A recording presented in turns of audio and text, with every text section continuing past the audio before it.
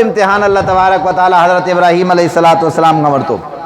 इब्राहीम पंहिंजी घरवारी पंहिंजे औलाद खे खणो, हिन टाइम मके जी सरज़मीन ते तोखे वञिणो आहे, पंहिंजे बछड़े खे उते वञी करे छॾे आ।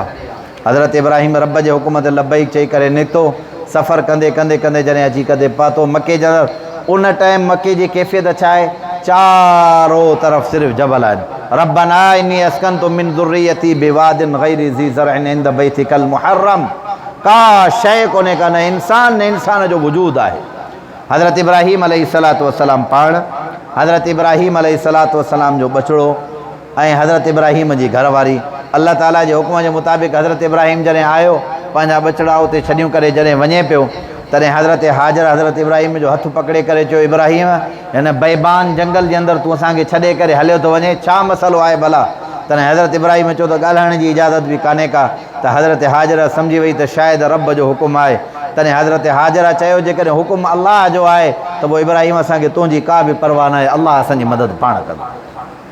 हाणे पहिरियों ॾियारो जेको साज़ो सामान हुयो, या सतू वग़ैरह, या जेका पकी वग़ैरह खाइण जी हुई, या मशकीज़ जे अंदरि जेको पाणी हुयो, बैबान जंगल हुयो, का शइ न हुई, का आबादी न हुई, कंहिं बि क़िस्म जी आबादी न हुई, चारों तरफ़ जबल ई जबल, अकेली औरत ऐं उन सां ॿारु नंढो मासूम। हज़रत इब्राहीम हले वियो, हिकिड़ो ॾिहाड़ो गुज़रियो, ॿियो ॾिहाड़ो गुज़रियो, टियों ॾिहाड़ो गुज़रियो, खाधे पीते जो सामान बि पूरो थी वियो, पाणी बि पूरो थी वियो।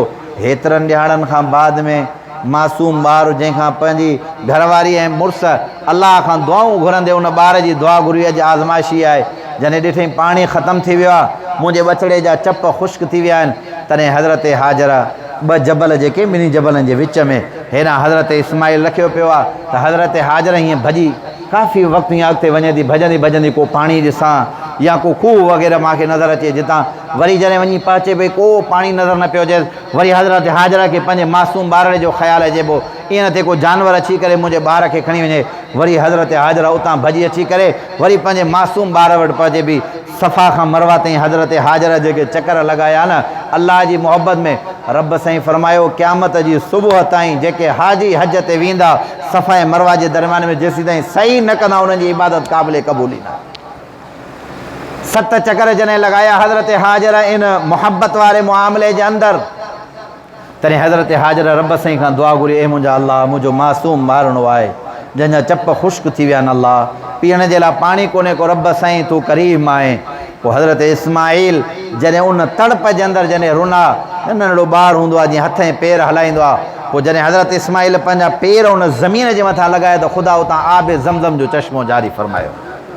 आब ज़मज़म जो चश्मो जेको अॼु ॾींहं ताईं साइंसदाननि वॾे में वॾी तहक़ीक़ कई आहे, इहो हज़रत इब्राहीम अलैहिस्सलातु वस्सलाम जे ॿार हज़रत इस्माइल जे पेर लॻण सां इहो आब ज़मज़म जो चश्मो निकितो आहे।